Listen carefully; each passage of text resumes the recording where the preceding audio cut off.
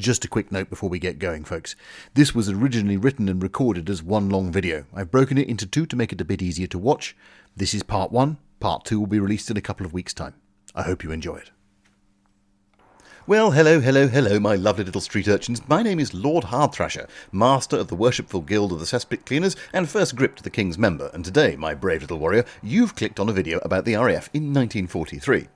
Be warned, this video is attempting to cover an entire year of the war in some detail, and it is therefore the videographical equivalent of tantric sex. It will take some time, some heavy breathing, some pelvic floor exercises, and probably an awful lot of thinking about whether or not you left the gas on.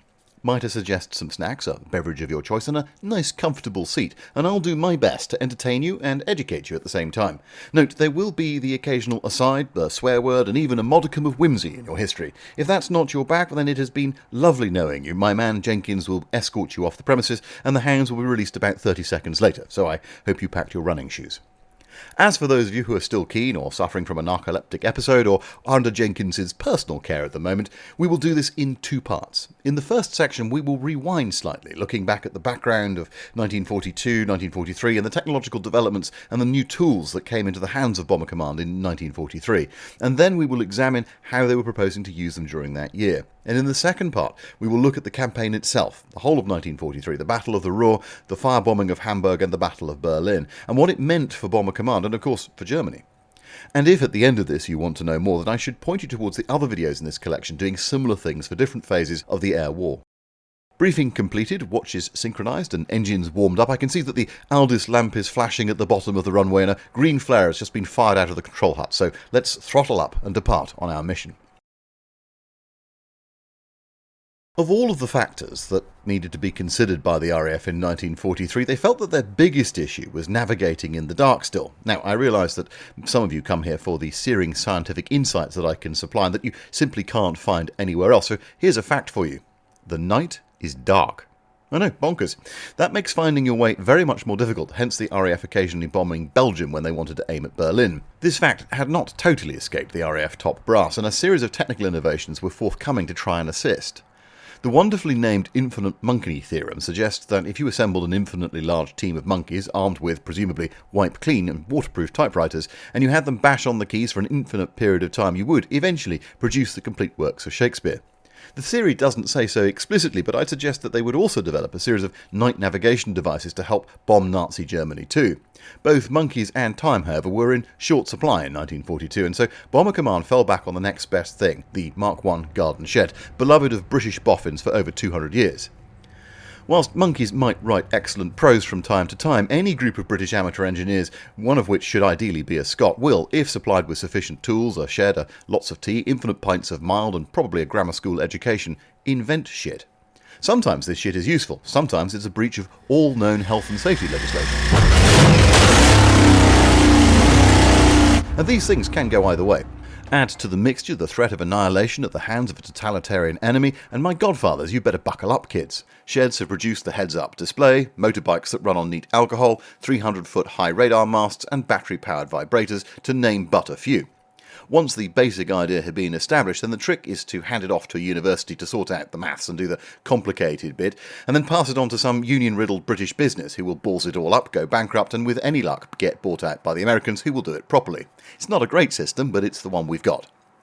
In July of 1942, a young man called Bernard Lovell, who in peacetime was a specialist in cosmic rays, was summoned to Downing Street to meet a very pissed off and distracted Prime Minister, Winston Churchill. Mid-1942 was not a cool time for the British, and the PM was in a foul mood. Lovell was ordered to somehow make miniature radar sets, known as H2S, work. Radars were, at this point, fucking huge, weighing at least a few tons. If you wanted to send a radio wave out, the wavelength that you did it on was proportional to the size of the aerial which you had. So if you wanted to make small radar sets, that was fine, but they would only have very short wavelengths that the range would be pretty rubbish. Look, this is me doing a science. But wait, I can do more. By 1942, men in sheds, or more accurately in Birmingham University, had come up with a thing called the cavity magnetron, which promised to revolutionise this by increasing the energy of those short wavelength beams massively, and this had, and indeed has, a variety of uses. These days, when Jenkins and I have, purely for scientific purposes, sampled the produce of the estate in liquid form, we become ravenously hungry at some point in the evening, leading to one of life's culinary experiences, the 2 a.m. elephant's kebab from Stavros's Honest Kebab Shop, motto, almost 100% roadkill free. Not infrequently, we then pass out before the whole dish can be consumed, leading neatly to one of life's greatest terrible ideas, to wit using the cavity magnetron in its modern form, the microwave oven, to heat up the remnants of the bab for breakfast. Now, of course, back in 1942, when Master Stavros's noble forebears had been goat farmers high in the Olympus Mountains, content to take pot shots at passing Germans, or indeed at one another, no one was too bothered by the idea of heating up last night's bab so much as lighting up enemy fighters in the dark. Thanks to the cavity magnetron, Lovell managed to make the essentials of a radar fit into a Blenheim, but immediately hit unforeseen issues with echoes coming from the ground. Operators began to report that they could make out features on the ground on the cathode screen in front of them, but not their targets. This gave Lovell, and a number of others, an idea. What if they deliberately pointed this radar beam at the ground and used it for navigating and bomb aiming? The Telecommunications Research Establishment, or TRE, rapidly took this idea up, hence Bernard being asked to try and create 200 new radar sets to be put into aircraft to help Bomber Command to, bomb things. This was all fine, but he was supposed to be doing it by the end of the year, which was, frankly, impossible. There just were too many technical issues to overcome to get this new ground search radar into mass production by the end of 1942. However, after a lot of hard work, 24 sets of this new search radar, now named H2S, were ready to go that December. Sorry, but a very brief side note. Because we're going to have to leave Bernard for now, I just wanted to point out that he went on to build one of the world's largest radio telescopes here in the UK, using basically the same technology to study the stars in later years. It isn't relevant, but it's pretty cool. Right, back to it. Having got H2S ready, you'd assume that they'd use it immediately, but the brass got themselves into a right old tiswas and realised that using it over Nazi-occupied Europe might mean that it fell quickly into the hands of the Germans. The Nazis might then copy the cavity magnetron at the heart of the sets and use it for things other than microwaving leftover schnitzel from last night. A slightly bizarre agreement was reached that if the Red Army reached back over the Volga River and Germany was definitely pushed onto the back foot, that would be the point at which the sets were used. Thus, it wasn't until after the German defeat at Stalingrad that these things actually flew into combat, the first mission taking place on the 30th of January 1943. And in fairness, the bloody thing broke and then immediately fell into German hands on the 3rd of February 1943. Fortunately, the Mosquitoes of the Light Night Striking Force unwittingly immediately then blew it up when they bombarded the research lab that it was being held in Berlin. Nonetheless, dozens of examples, of course, inevitably did fall into German hands over the following months, but for reasons I've never been totally clear on, they kind of shrugged and they didn't copy it. Initially, H2S was just about good enough to aid with navigation, differentiating between water and land, and between some textures on the land, like the outlines of towns and villages, which massively helped navigators in getting a fix on their position, but it wasn't good enough, at least in the early part of 1943, to use with any degree of accuracy as a bomb-aiming device. What was needed for the RAF bombers was an exact way of establishing their position over the target, and of, ideally, bombing automatically.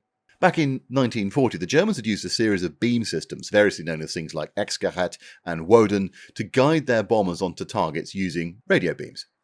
The British scientific establishment had fought long and hard and often very difficult campaigns to thwart these efforts, led by a chap called Reginald Jones, universally known as R.V. Jones. He was the brains behind a series of radio beam breakthroughs, and by 1943, his research was informing the Allies' own suite of radio navigation beam tools.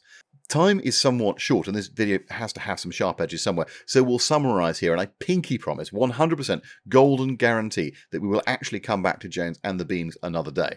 But suffice to say for now that there were two systems, one called G and the other called Oboe, and both were there to try and help.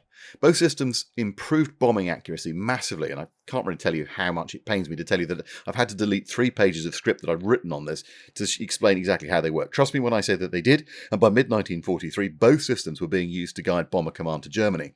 The problem was, going much further than the Ruhr, these systems began to fail, just they had a limited range.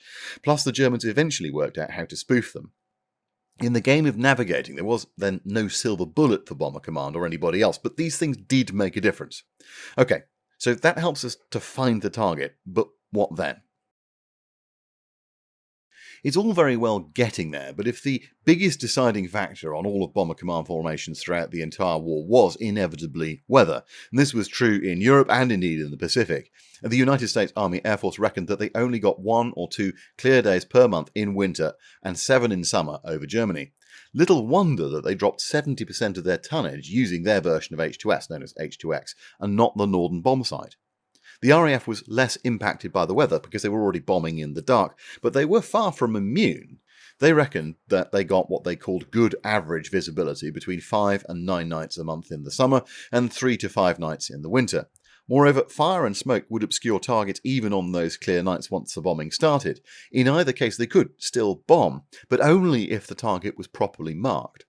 This was a little bit easier said than done. I mean, initially and inevitably, of course, people just dropped flares out of the flare chutes and hoped that that would work. Of course, these were single-colour things which could be easily spoofed by the people on the ground, and they blew away very fast, and they didn't burn for very long. It just wasn't good enough for directing a bomber force of several hundred bombers at a time, particularly not when they're under fire, particularly not at night, particularly not when they're trying to bomb a target which is covered in smoke and flame.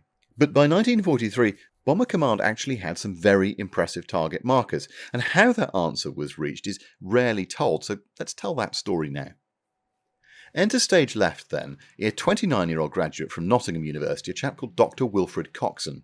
Like so many other civilians brought into military life, Coxon wasn't quite sure where he fitted in when he joined the Directorate of Armament Development in February of 1940. He was not a firearms expert, nor a bomb expert. He did not know one end of a tank from another, but what he did know was his pyrotechnics. He lost many years, not to mention his eyebrows, to the work, and faced significant bureaucratic pushback. Being somewhat brilliant but also tenacious and a bit tricky to deal with, he was not above ruffling feathers by continuing research when he was told not to do so. Having attempted to make a flare marker that could spit out different coloured lights on a time delay, phasing from red to green to yellow, etc., as it burnt, he was told to stop as the project wasn't apparently going anywhere. Instead, on the QT, he managed somehow to get a light aircraft belonging to the RAF to drop a few out for him over a makeshift testing ground in a field near his home. And it worked perfectly, just as he thought that it would, producing light in the process that would be easily spotted by the circling plane. Unfortunately, his bosses, now looking rather stupid, instead of embracing this development, did what bureaucracies tend to do, and put him up on charges for endangering the aircraft. He managed to beat the rap, just, but he was never promoted for his work during the war. Nevertheless, by June of 1941, he had an incendiary that burnt a few million candle power for a number of minutes, was small enough to be lifted easily by a bomber, and consistently proved safe for aircraft and crew to handle. The addition of a series of cleverly designed barometric pressure fuses meant that his design could fire either as a ground marker or could be dropped above the clouds, something that became known as Christmas trees by German civilians who saw them fall to the ground, and codenamed Waganui by the head of the Pathfinders. After nearly 3 years, Coxon and many others who contributed had a first full set of sky and ground markers in an array of colours and patterns to make them next to impossible to fake by German decoys, and ready to go. And they were first deployed on the 16th of January 1943 on a raid over Berlin, and they worked perfectly. Of course, these weren't the only incendiaries that got dropped on Germany, so we should take a moment to have a look at those too. So far we've managed to find the target, and we've managed to mark the target. What are we going to do to the target? One might assume, as indeed pre-war Bomber Command had, that simply dropping lots of high explosives on an enemy city would do the job. It isn't unreasonable, indeed, pre-war Luftwaffe had this built into a fine art, seeing their bombing arm mostly as a battlefield power-up to the army's movements. But unlike most people in the RAF, and indeed most people therefore in Bomber Command, the Luftwaffe had actually had some practical combat experience with their Condor Legion in Spain. What they learnt there, and particularly with things like the carpet bombing of Guernica, was that big bangs only get you so far. And I would like the audience to notice that I've grown as a human being by not inserting a sex joke after that last phrase. When the German Air Force launched their attacks on Britain's cities at the end of 1940, they used masses of incendiaries. Lorch, the god of fire, was the codename that they used for their attacks on London for a reason. As a proud Brit who spent most of his working life in and around the Dome of St Paul's, photos like this one of St Paul's surrounded by sheets of flame hit pretty hard today. And for Sir Charles Portal and Arthur Harris, they hit that much harder. Incendiaries, they realised pretty quickly, did far more damage than simply dropping explosives on their own. Fires spread to unhit buildings, they stretched emergency services beyond breaking point, and they would keep burning long after the raid had ended. It was calculated by the Ministry of Economic Warfare, the MEW as they were known, that perhaps 80% of the damage done during the Blitz came from fire. So the question was, how do you spread that fire further and faster? And thus we come to the macabre and terrifying world of mathematical models as applied to extinguishing human life by flame. The brutal calculus of how to kill as many people as possible as fast as possible was passed to a technical department called RE8, who we'll be talking a lot more about in a minute. They dedicated prodigious effort to gathering data on how to burn down German cities over the next few months, culminating in a report called German Domestic Architecture in early 1943. It looked at everything known about how German buildings were constructed, from the thickness of roof beams to carpets to furniture, and recruited émigré German architectural experts like Walter Gropius, the founder of the Bauhaus movement, and scientific experiments on the impact of wind at a place called Portland Down in Britain.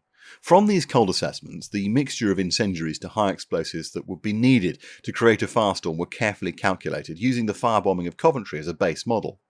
A figure of 25,000 per square mile was determined to be optimal, and a total of 100,000 to 200,000 fourth-pound incendiaries for a given attack, which could be dropped in salvos, would swamp firefighters' ability to cope and burn German homes and businesses most effectively. To facilitate the burning, these would be mixed with high explosives, there to open roofs, shatter windows and blow doors out, allowing oxygen-free passage and exposing flammable materials inside, like for example people, to the incendiaries. Delayed action bombs were also copied off those dropped by the Luftwaffe and added to further hamper firefighting crews by either straightforward explosions or rendering an area impassable until they'd been defused. It's hard to overstate just how utterly horrific and cold these bloodless reports are when one considers what the end goal here was. To quote from RE8's evaluations on which cities should be firebombed, terraces of box-like buildings dating back to the Middle Ages make the best aiming points, and it goes on to say, densely packed houses are likely to burn best, and likely to yield good dividends, and the object is the complete destruction by fire of German cities. These calculations were the subject of much interest by the American Office of Scientific Research and Development, who produced their own report, Theory and Practice of Incendiary Bombs, under one Boris Lamming, who in turn provided advice to the British on the US experience of major fires, like in the aftermath, for example, of the 1908 San Francisco earthquake.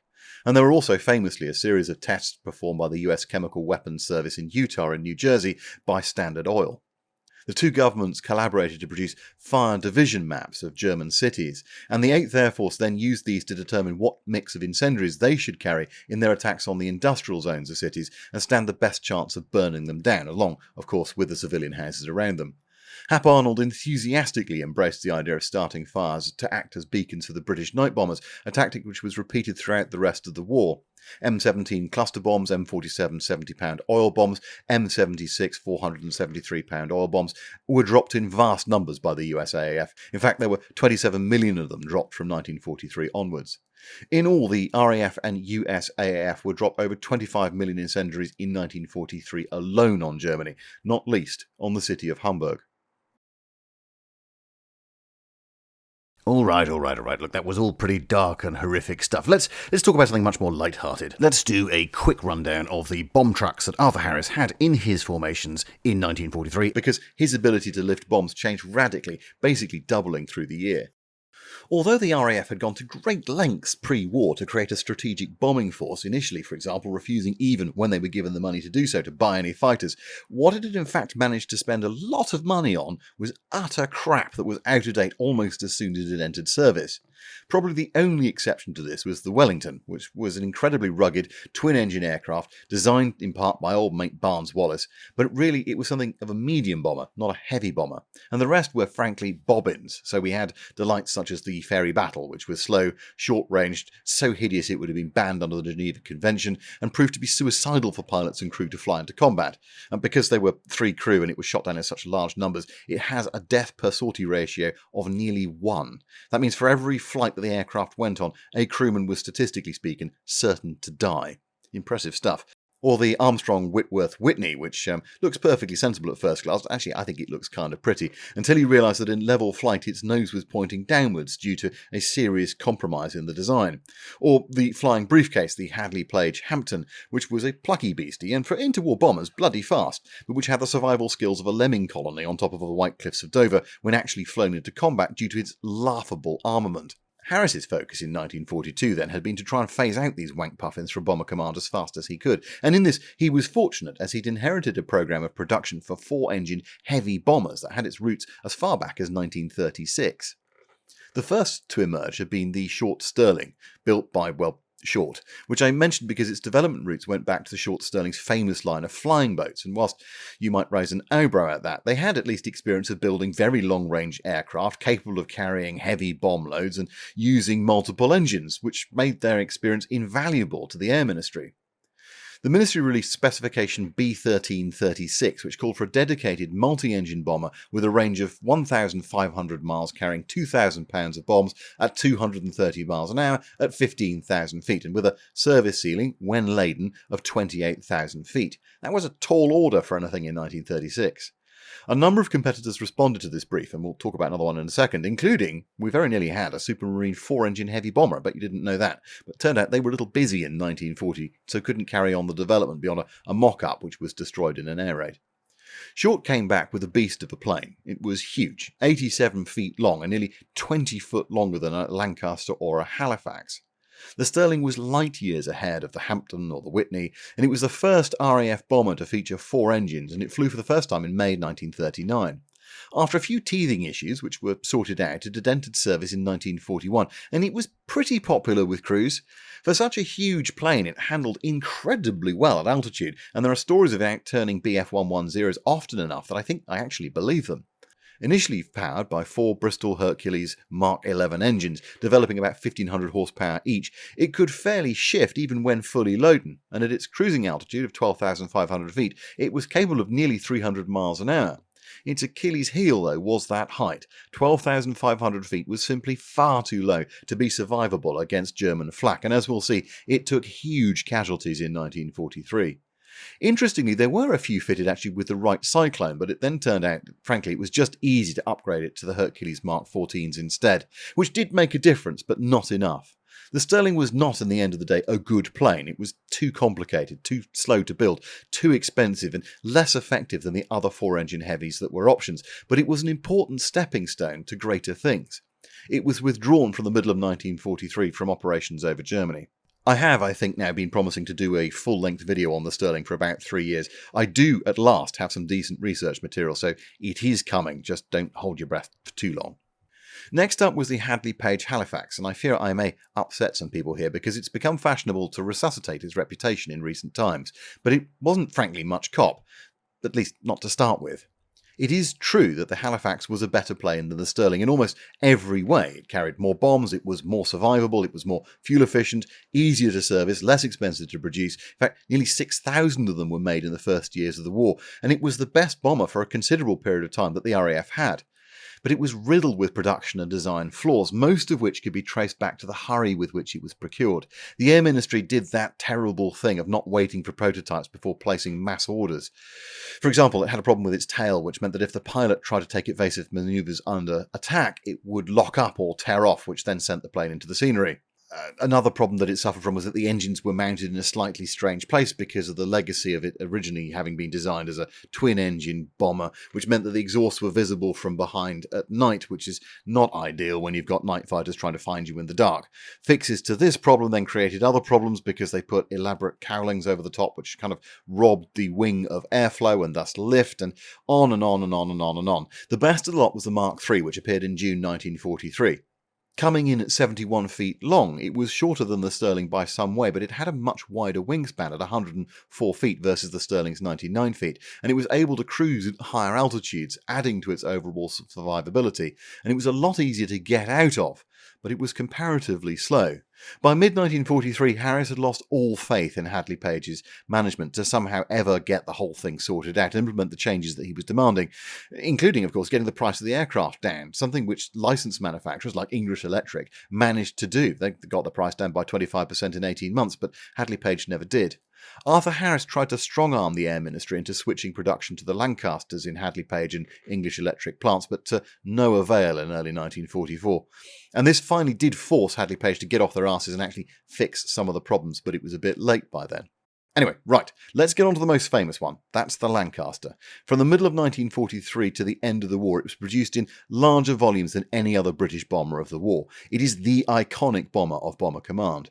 Developed from the horrific Avro Manchester, the Lancaster was robust, capable, and by RAF standards, pretty comfortable. With a huge single bomb bay, it could take all kinds of different loads, fractionally shorter than the Halifax at 102 feet wingspan. The real secret sauce was actually in the more efficient wing design, which gave both more lift and caused less drag, increasing its performance and cruising height significantly. Consequently, it could go further than the Stirling and the Halifax, or come to that any other bomber from anywhere else in the world until the B-29 came into service, whilst carrying more than 9,000 pounds of bombs. In fact, during the raids on Berlin, it carried an average of 10,000 pounds.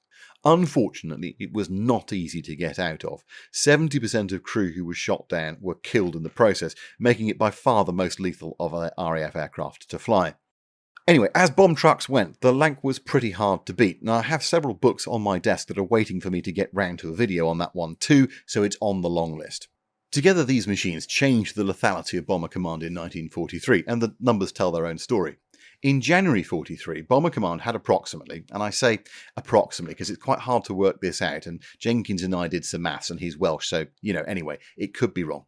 Approximately 170 Wellingtons, 130 Halifaxes, about 100 Stirlings, and around 150 Lancasters. By the end of 1943, Harris only had 23 Wellingtons on his books, mostly being used for weather forecasting.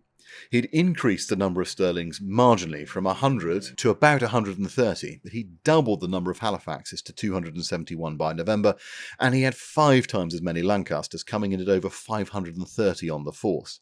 This radically changed the tonnage that he could lift on any given night, from around 2,500 tonnes in January to 5,000 tonnes in December. It was this increase in weight which massively changed the lethality of Bomber Command through 1943. Okay, great. So we've talked about planes and we've talked about bombs and we've talked about technology generally, finding the target and so on. This is all fine, but if you are thinking about how do you transform an organisation, as Bomber Harris was trying to transform Bomber Command during the course of 1942 and 1943, you can't just look at the technology. You have to look at 2 other things as well. If you use management speak, this is the triangle of change. It has technology on one side and people and process on the other. So let's turn our attention to that people and process bit, and specifically to the Pathfinders. For 8 months between September of 1940 and May of 1941, the Luftwaffe attacked UK cities in a period known as the Blitz. They destroyed or damaged about 2.5 million homes, they killed perhaps as many as 45,000 people, injured over 100,000 more, and made about 1.5 million people homeless.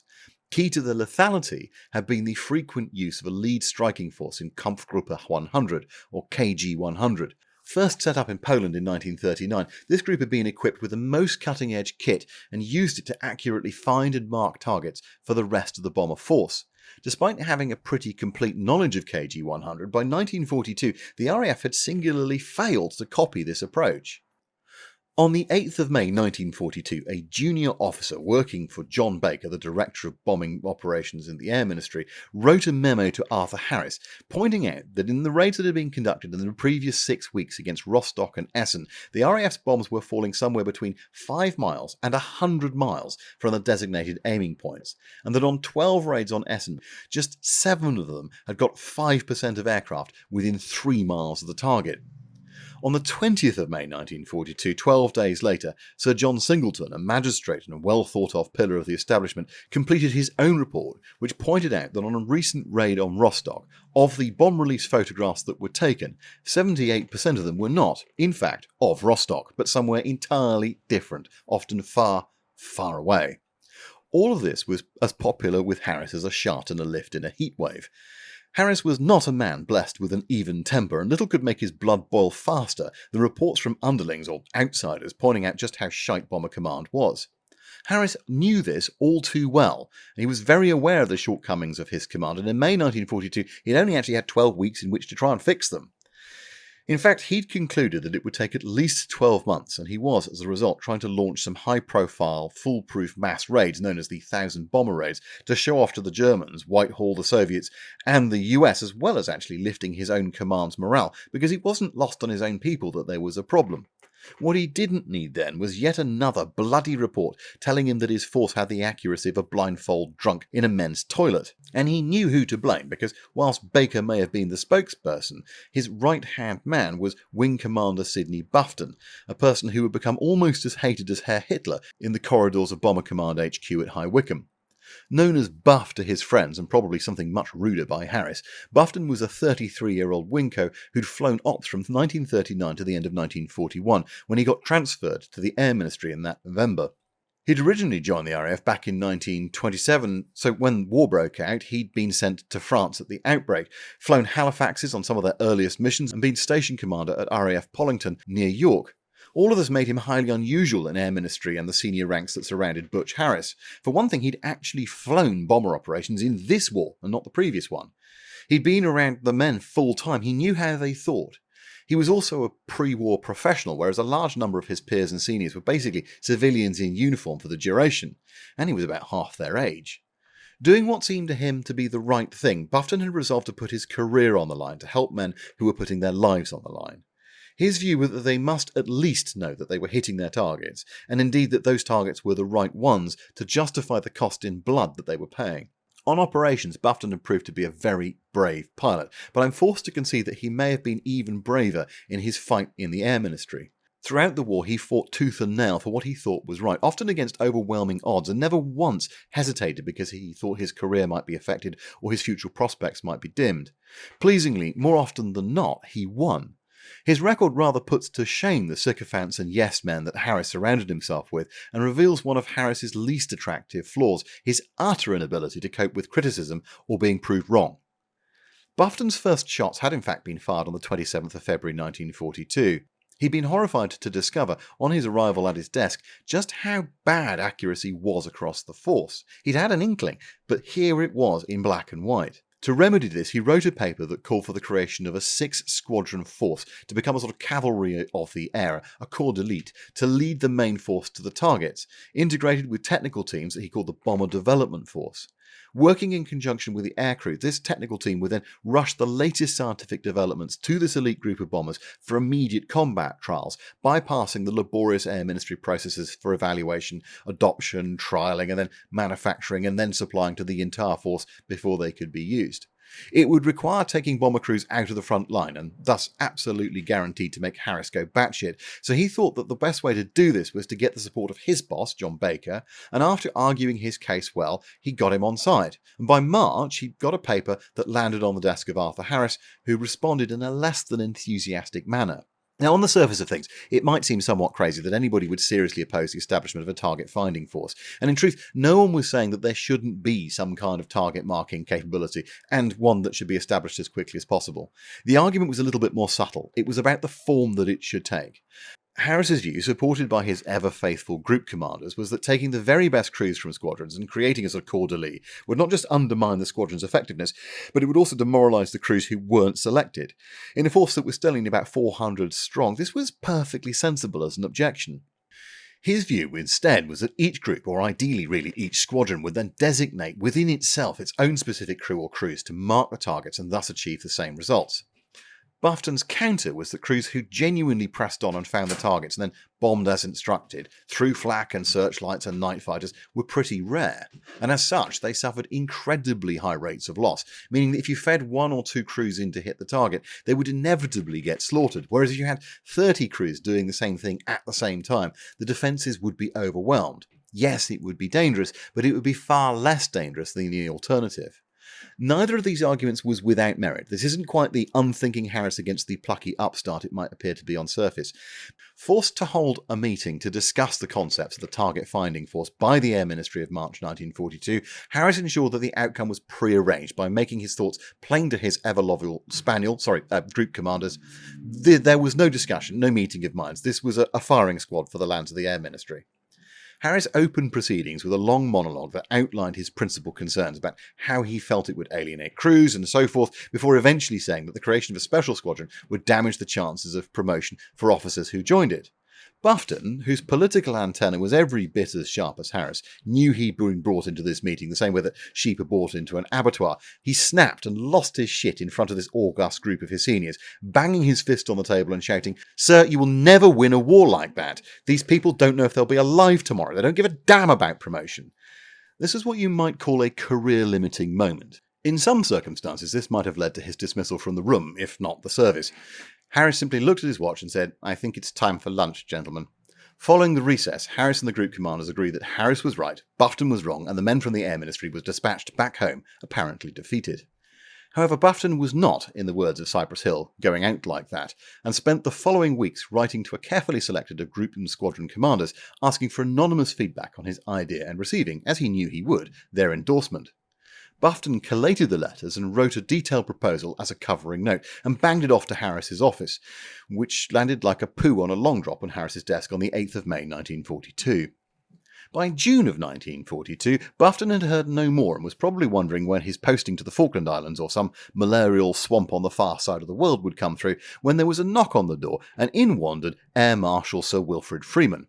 Now, Freeman was an interesting chap who for most of the war worked behind the scenes as Vice Chief of the Air Staff, where amongst other things he ordered the de Havilland Mosquito, the Lancaster, the Halifax, the Tempest. He made sure that the Merlin engine wound up in the P-51 Mustang. He was not an idiot. It's fair to say that Freeman was a bright boy, and whilst the wet lettuce that was Charles Portal was off gallivanting around the United States, Freeman was manning the fort. Probably a bit bored, he decided to indulge a spot of what we used to call managing by walking around, hence his materialisation at Bufton's door, when he asked Bufton how it was going and if there's anything that he needed a hand with. Now, most people at this point would have said something like, "Oh, fine, sir, fine," and being given a friendly carry on then, but Bufton, being Bufton, took hold of the opportunity and he told Freeman about his TFF paper and how he'd had nothing back from Harris. Freeman frowned and asked for a copy to be sent to his office, and a little bit later that day he called Bufton. "Do you know why you haven't heard back from Harris, Sidney?" "No, sir." "It's because there is no reply. You've beaten Bert at his own game. We have to have a target finding force." And so it was, in July of 1942, steps were taken towards a TFF, except, of course, Harris, being Harris, refused to call it the Target Finding Force because that was an Air Ministry idea, instead calling it the Pathfinding Force, or PFF, because, honestly, fine, whatever. Bufton didn't really give a fuck, provided that it worked. Initially, crews joining the Pathfinder Force were expected to have at least 15 operations experience, although this was rarely the case in practice. They would be signing up for an additional 45 operations tour, and they got a promotion in rank, bonus pay and a Pathfinder's badge. At the end of it, they could choose, if they wanted to sign up for a second tour. This would be 35 operations, at which point their rank was made permanent. If they refused, as they were perfectly entitled to do, they then dropped back to their original rank, but got to keep the badge. To lead his new force, Harris picked Air Vice Marshal Don Bennett. So I rather like Bennett. I like broken things, just ask her ladyship. And people are mean about Bennett because he could be a bit of a knob. And he got the job over a chap called Basil Embry, who was about as close to being Biggles as reality actually got. There was a chap that flew mosquitoes at fuck all feet, lobbing bombs through Gestapo HQ front doors. But we'll put a pin on Embry and add him to the pile of to be done at one day. Oh, rats. Okay, look, this is post-production Half Thrash. I've just spotted there's a huge clanger there. Basil Embry is indeed an incredibly cool figure from the RAF's history, but he was not the man that was passed over in order for the Pathfinding Force to wind up going to Don Bennett. In fact, it was a chap called Leonard Cheshire, Group Captain Leonard Cheshire, who went on to go and run 617 Squadron after he'd been demoted voluntarily. Basically, during the course of the war, he was given a temporary increase in rank. It's pretty normal in most forces to get that to happen, which made him overqualified, so he actually wound up having to take a rank down, so he was Group Captain at the end of the war, flying 617 Squadron missions, very, very low-level stuff. He came up with a fantastic technique for target marking as part of 5 Group, which actually wound up being competitive with what Don Bennett was trying to do with 8 Group. There's a whole thing there. I'm not going to go near it for the day today's video. It's also worth noting that Leonard Cheshire was an observer on a B-29 on the 9th of August 1945 to watch the bomb being dropped on Nagasaki. And as far as I know, he was the only Brit in the air that day, which is quite interesting. Anyway, right, we will leave that there. Not Basil Embry, Leonard Cheshire. We'll come back to it another day. Thank you. According to those who knew him, Bennett was the sort of man who could outfly everybody else, outnavigate everybody else, and then, when pushed, outshoot everyone else down the range before stripping down the engines of a bomber, rebuilding it, and making it faster in the process. In other words, he was utterly insufferable to be around at times. He had quite literally written the book on air navigation, having been the author of the Air Ministry's publication The Complete Air Navigator in 1936. He'd grown up originally as a child of an English mother and an Australian father nearly 200 miles east of Brisbane on a 180 square mile family sheep farm where, having dropped out of school before passing a single exam, he became what's called a jackaroo. It's kind of like an Aussie cowboy but with sheep. In 1930, bored and wanting some adventure, he decided to join the RAF. He had a natural love of speed and an apparent fearless nature. He was also fiercely intelligent, and he had a willingness to learn, which earned him a commission. And by 1936, he had flown basically every aircraft that the RAF had in its inventory, and he was a bit underwhelmed. So, like the girl who loses respect for you in the morning, he went and found something better. He joined Imperial Airways, where he became well known for flying seaboats across the Atlantic, including with his infant children, and was the first man to fly from Egypt to Southampton non-stop, as well as flying a few routes along the length of Africa. Harris probably put it best. He could not bring himself to suffer fools gladly, and by his own high standards there were many fools. As is so often the case with men like this at this time, his emotional waters ran far deeper than anybody really knew. He was a massively insecure man who constantly felt the need to prove himself, whether that was because he was an Aussie or because he lacked formal education, or just because, who knows?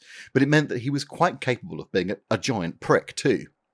It would be quite wrong, though, to characterise him as a one-dimensional martinet. In his memoirs, published in 1958, he recounted how, after having debriefed his crews returning from raids during the Battle of Berlin, where he genuinely thought that the back of the Pathfinders had been broken, he would stop his car at the edge of the airfield and break down in tears. This was far from the man that is sometimes painted by lazy writers, mentioning no names like Hastings, as being just a person who was at the top of Pathfinders and was incredibly hard on his crews. He was hard on his crews, but he did it for a reason. He wanted them to come back safely, and he didn't want them to go off glory hunting. For example, he said that in 8 Group there would never be any VCs, and there weren't. He refused to put his airmen forward for them. He and his wife, a Swiss lady called Lynn Guber, were mad about one another, and she was probably the only person in the world that he could relax with. She was described by many people as the most beautiful woman in any room. She spoke 7 languages and was not just Bennett's solace, but also quite capable of challenging him. For example, when they were first married, he refused to buy any new clothes, as is so often the case with men of this generation. So she took matters into her own hands and took hold of his sea chest, the thing that he kept all of his clothes in, and simply threw it overboard, thus compelling the outcome that she wanted. Having rejoined the RAF at the outbreak of hostilities, in April 1942 he was ordered to attack the battleship Tirpitz at anchor. This went as well as raids on the Tirpitz went for most of the war, and so he was promptly shot down.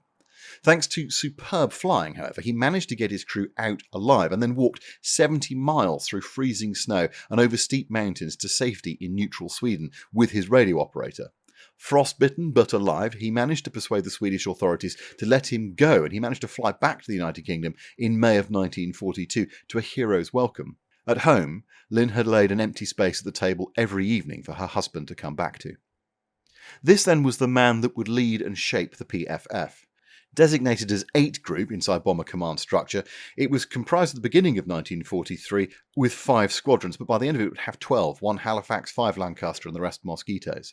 From the initial very ad hoc tactics into a formidable and highly scientific force, leveraging the latest devices that RE8 and other development labs could produce, they were there to arrive a few minutes before the main body and drop their sky or ground markers as close to the target as possible, and then stuck around to remark them as the wind and smoke obscured the flares. They became the masters of timing and precision in 4-engine and 2-engine bombers, and despite some early fuck-ups where they briefly became known as the pasture-finding force, Bennett ensured that they developed and maintained incredibly high standards of operational rigour. As a brief aside, but I think it's important, it had emerged, thanks to the work of R.V. Jones and others, that the German night fighting system, the so-called Kammhuberlan, could be overwhelmed by multiple targets being in a box at a single time. Essentially, the way that it worked is it had one radar on the ground that tracked the night fighter and one that tracked the target, meaning that it could only track one target at a time in each of these boxes. I'll explain it more in future videos, but for now, the Bomber Command became aware of what was going on, and they created something that they called the Bomber Stream. Where US bombers formed up into a rigid box to defend themselves in daylight, Bomber Command's attacks were timed to create a stream of aircraft flooding through the radar boxes in a concentrated mass, and then to strike at a target over a short period of time. This allowed a highly concentrated attack and for the stream to punch through German defences more effectively. But doing this in the dark, the chances of an error were pretty significant, with 700-odd planes all trying to occupy the same airspace at the same time. And they managed to get this down to a fine art. 700 planes could be over, say, Berlin, 750 miles plus from their bases, bombing over maybe a half an hour window at most, and then they'd be gone again. A single pilot may not see another aircraft for their entire flight there and back, but would in reality be surrounded by dozens and dozens of others, all flying at prearranged heights, revs, and with carefully staggered squadron takeoff times to minimise the chances of collision. Minimise, but not eliminate. If you were to slow down because of technical failure or because you were hit, then dropping out of the stream, say to fly low, entailed significant risks of crashing into somebody else or being bombed by aircraft from above.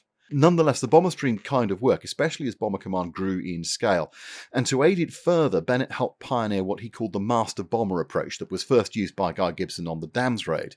A single aircraft would take responsibility for controlling the bomber stream as it thundered over the target, directing over VHF the marking and remarking for a target, correcting the fall of bombs to avoid crews unloading early or late, and warning of night fighter activity.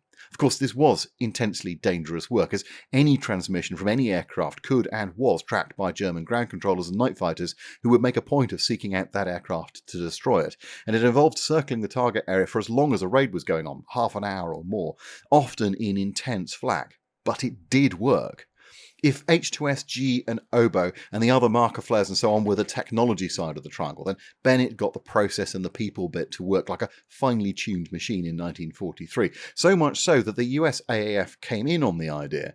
In a rare bit of genuine Allied cooperation, Bennett arranged through Anderson, who was the commander of 8th Air Force bombers, for US crews to fly with Pathfinders to understand their techniques using H2S, which of course became known as H2X in the hands of the US. And in September of 1943, the 482nd Bombardment Group were designated within 8th Air Force as their own Pathfinders.